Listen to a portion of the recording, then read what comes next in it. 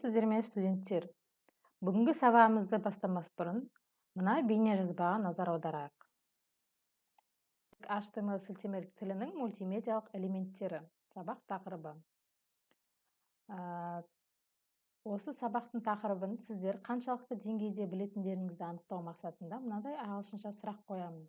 How do you feel about placing a multimedia file in HTML? HTML тіліне мультимедиалық файлдарды орналастыруға сіздің көзқарасыңыз қандай? I can teach another student how to place a multimedia file in HTML.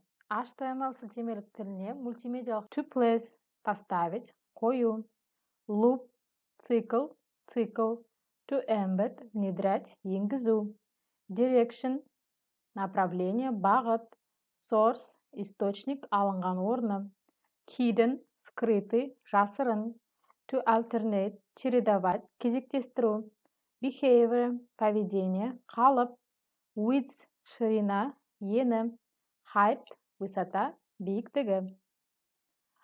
Мультимедиалық объектілерді орнату тегтері олар marquee, embed, аудио және видео тегтері. Енді осы тегтердің әрқайсысына жеке-жеке мысалдармен тоқталатын болсақ. Marquee тегі ол мәтіндерді үздіксіз жылжытып отыратын сырғымалы жол түрінде экранға. Бұл мысалда қолданылып жатқан атрибутымыз яғни behavior, direction, color, height. Енді осы тегтердің нәтижесін браузерде ашып көрсек. Бұл жерде сіз өзіңіз қалаған браузеріңізбен ашып көре берсеңіз болады. Ол Google Chrome болуы мүмкін, Mozilla болуы мүмкін.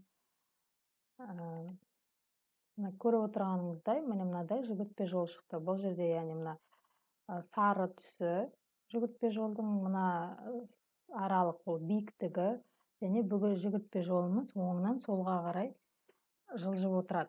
Солдан оңға қарай, оңнан солға қарай. Және де осы marquee тегінің басқа да атрибуттарын өздеріңіз интернет желілеріне қарап, басқа да мысалдарын шығарсаңыздар болады.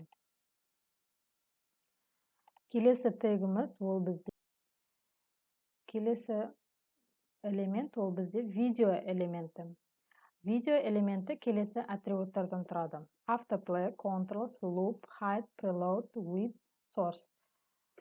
Мысалы, видео деген ат айтып тұр, тек қана видео форматтағы файлдарды орналастырамыз.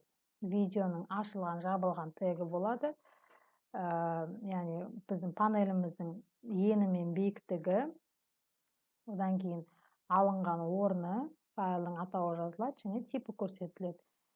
Енді туған күніңізбен жобасы жасалу керек.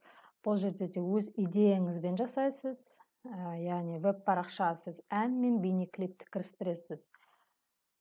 Бүгінгі сабағымыз осымен аяқталды. Бүгінгі сабақта жалпы біздер HTML тілінде мультимедиалық файлдарды орналастыру үшін әртүрлі тегтерді қарастырдық.